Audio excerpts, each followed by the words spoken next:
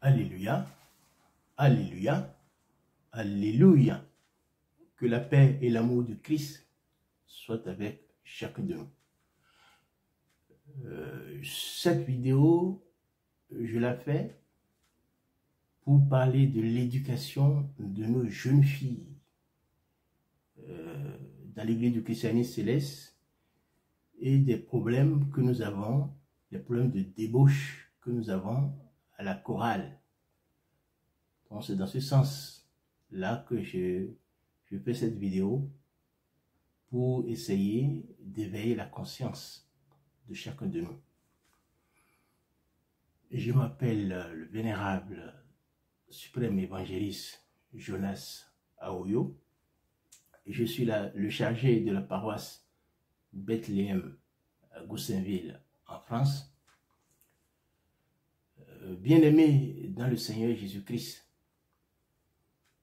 il faut savoir que beaucoup d'entre nous, nous avons de jeunes filles à la maison, des enfants qui sont nés et qui sont éduqués à la maison, qui ont le trajet maison, école, maison, église.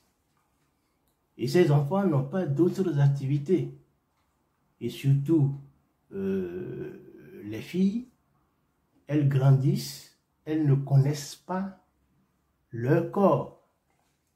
Jusqu'à 11 ans, à 14 ans, lorsque les premières règles arrivent, elles commencent par se découvrir.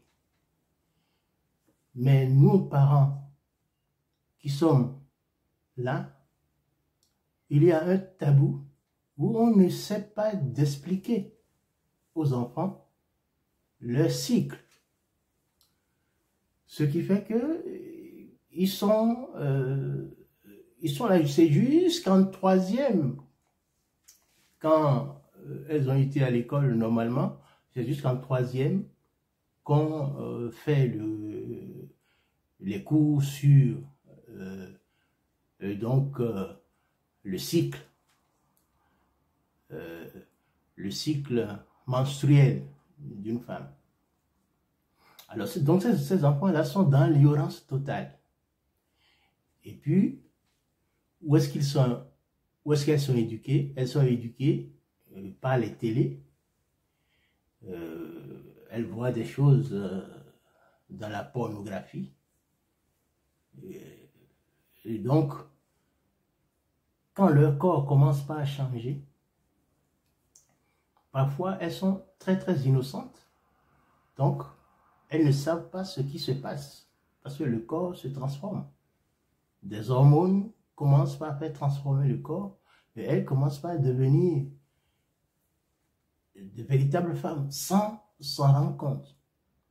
Et puisque leur trajet, c'est maison, école ou maison, marché ou maison, église, c'est le seul lieu d'épanouissement.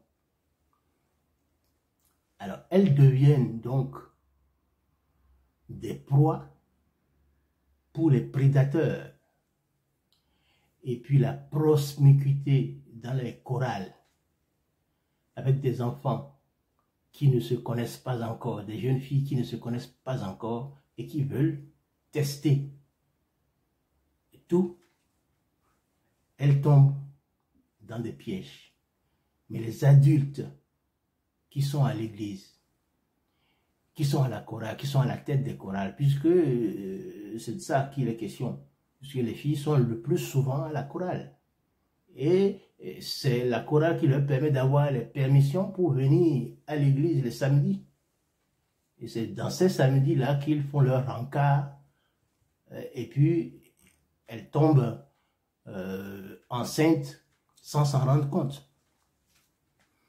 Pourquoi? Parce qu'on ne leur a pas expliqué que quand tu es une jeune fille et que tu as commencé par avoir tes premières règles, tu ne peux pas sortir avec un garçon sans te préoccuper de la grossesse. Le cycle de la femme, c'est 28 jours.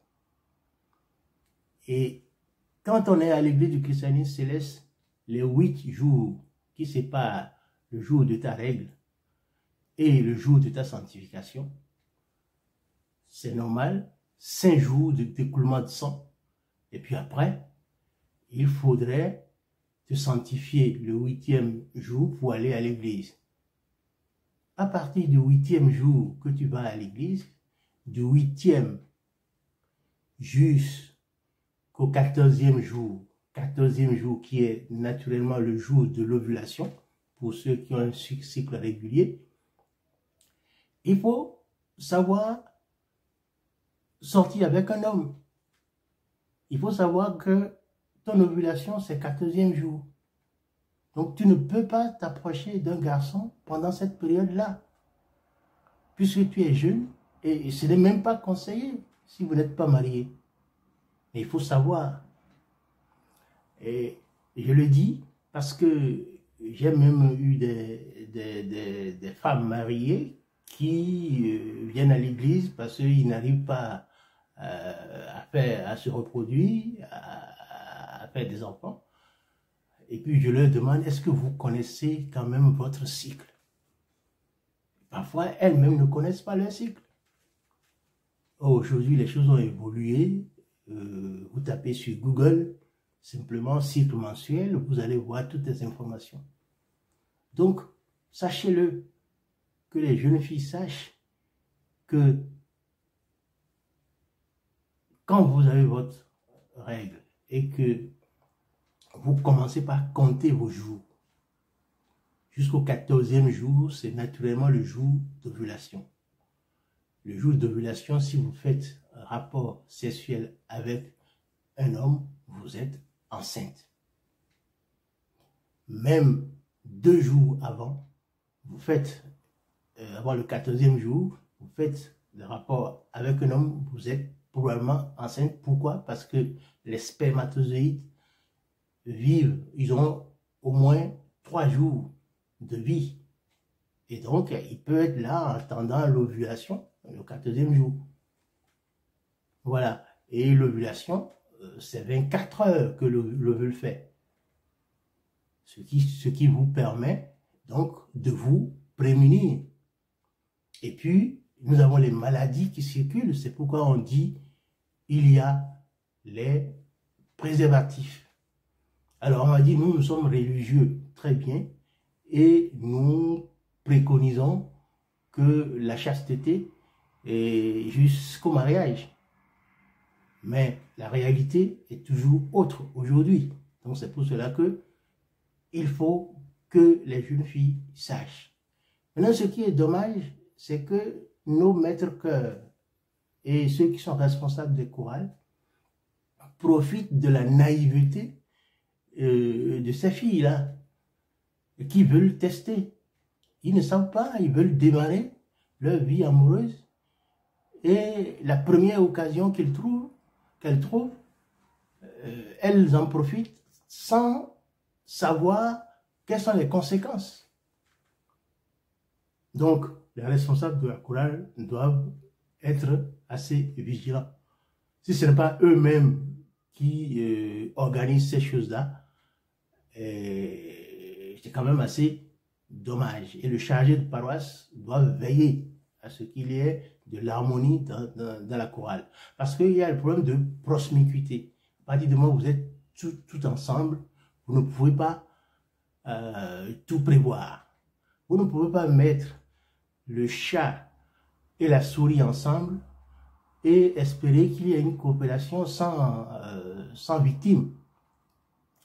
Et puis, ce qui est important, c'est quoi? C'est que les jeunes filles ne se rendent pas compte que leur physiologie, même quand elles commencent à changer, leur physiologie, même la manière dont Dieu a conçu la fille, fait que elle séduit elle-même sans le savoir. Elle séduit sans le savoir. Donc, il faut leur apprendre que vous ne devez pas vous approcher des femmes, des garçons n'importe comment. Quand vous êtes une fille et que vos seins commencent par pousser, vous devez vous prémunir. Parce que c'est pour éviter la débauche dans les chorales. Et c'est très très important. Donc, nos filles doivent savoir que Dieu les a créés comme un être qui est un être de séduction. Et quel que soit l'homme, la manière dont la femme s'approche de toi peut permettre et favoriser certains comportements qui ne sont pas tolérés. Alors, pour la préservation de la vie et de la vie amoureuse de nos jeunes filles, il faut leur apprendre ces méthodes-là pour qu'elles sachent que quand vous devenez une fille, quand vous avez vos règles, votre comportement avec les garçons doit être bien surveillé et vous devez savoir ce que vous faites. Parce que vous avez un cycle et que vous devez savoir vos jours d'ovulation. Vous ne pouvez pas sortir avec un garçon sans préservatif le jour d'ovulation et attendre que vous n'ayez pas d'enfant, de grossesse prématurée. J'attire votre attention sur ça parce que pendant le confinement, j'ai suivi une émission et une maman se plaignait. Et elle se plaignait parce que son fils de 17 ans a enceinté sa petite sœur de 15 ans et la petite sœur de 11 ans. Le garçon de 17 ans a enceinté la fille, sa petite sœur de 15 ans et de 17 ans, de 15 ans et de 11 ans. Parce qu'elles ont tous leurs règles. Et pendant le confinement, elles se retrouvent tout seules à la maison. Et puis, puisqu'ils regardent donc la pornographie, d'abord c'est le garçon qui a commencé par coucher avec l'autre, la grande fille de 15 ans. Et puis l'autre voyant, puis dit mais ça c'est bien et c'est intéressant, ils sont contents. Elle aussi veut essayer. Et puis comme ça, il a enceinté les deux petites sœurs. Et vous, en tant que chrétien céleste, si ça se passe chez vous, qu'allez-vous faire? Dieu a dit de ne pas tuer un homme. Celui qui tue un homme payera pour cela. Mais ces enfants-là, ils ne savent pas.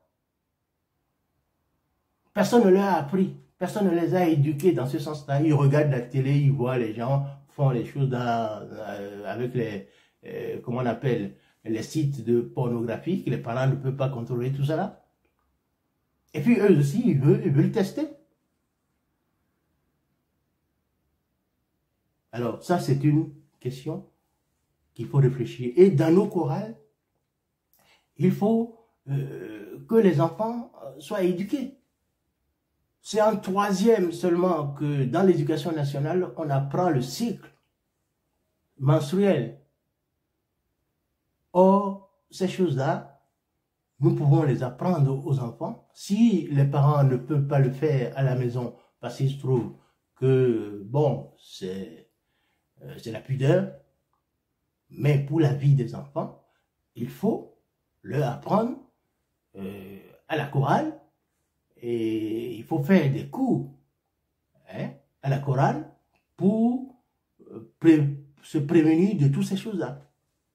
Parce que ça rentre dans leur vie. Ils font une seule fois, et elles font une seule fois, et puis elles deviennent enceintes. Parce qu'elles ne sont pas préparées. Et puis c'est comme ça qu'on trouve des maîtres-cœurs qui ont 2, 3, 4, 5 femmes, parce qu'on dit que c'est Dieu qui a voulu. Non. Dieu n'a jamais dit de prendre 10 femmes. Alors, bien-aimés dans le Seigneur Jésus-Christ, j'espère que vous avez compris mon inquiétude.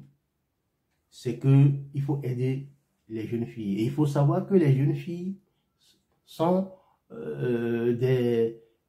comment on appelle, elles sont un personnage de séduction. Dieu les a créées pour séduire. Donc, quand elles s'habillent proprement et quand elles se lavent et qu'elles se soignent, elles sont elles deviennent des objets désirables. Excusez-moi du terme. Et donc,